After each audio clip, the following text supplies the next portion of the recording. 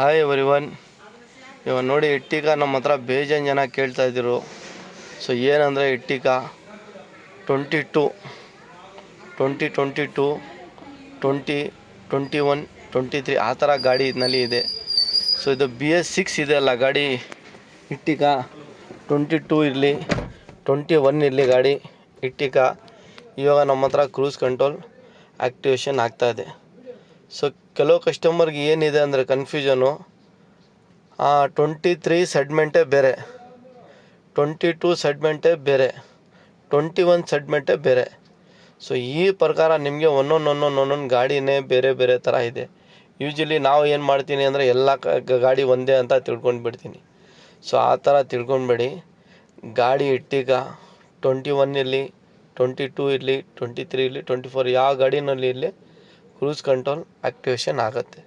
But 100 to 100% ನಮ್ಮ ಹತ್ರ ಗಾಡಿ ಬಂದರೆ ನಾವು ನಿಮಗೆ ರಿಸಲ್ಟ್ ಹೇಳೋಕ್ಕೆ ಆಗೋದು.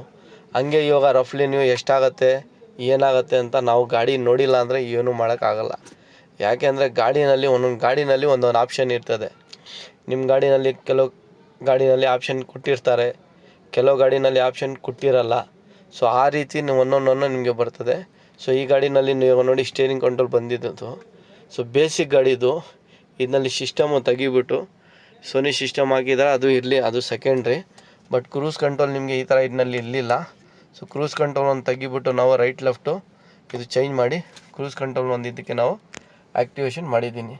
ಸೊ ಈ ಸ್ಟೇರಿಂಗ್ ಕಂಟ್ರೋಲ್ ಒಂದಿದೆ, ಸ್ಟೇರಿಂಗ್ ಕಂಟ್ರೋಲು ಅದಕ್ಕೆ ಹಾಕಿ ನಾವು ಕ್ರೂಸ್ ಕಂಟ್ರೋಲ್ ಒಂದು ಆ್ಯಕ್ಟಿವೇಶನ್ ಮಾಡಿದ್ದೀನಿ. ಇದಕ್ಕೆ ಈ ಥರ ನಿಮಗೆ ರೈಟ್ ಸೈಡ್ನಲ್ಲಿ ಒಂದು ಬಟನ್ ಬರ್ತದೆ, ಲೆಫ್ಟ್ ಸೈಡ್ನಲ್ಲಿ ಒಂದು ಬಟನ್ ಬಂದಿರ್ತದೆ.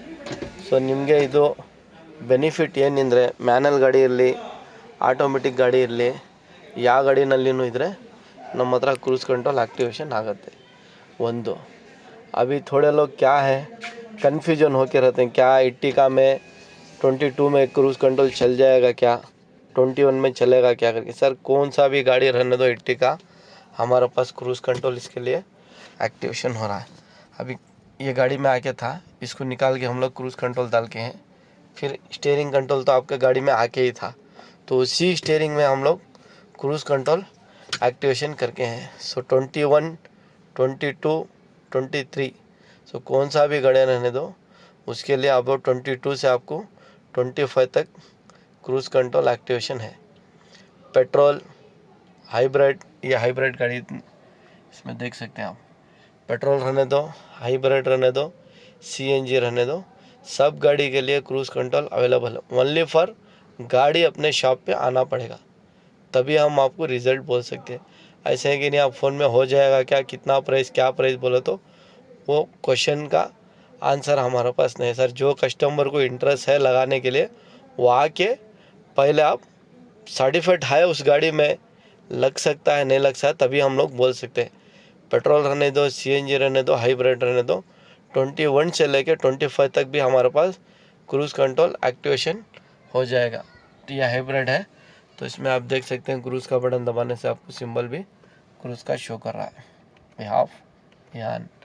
सो 21 के लिए क्या है अब एक बताता हूँ. देखिए आप 21 22 के लिए सभी क्या है, पहले रूफ़ है ना ऐसा AC आके था, तो AC ऐसा आके था, तो ओल्ड गाड़ी है.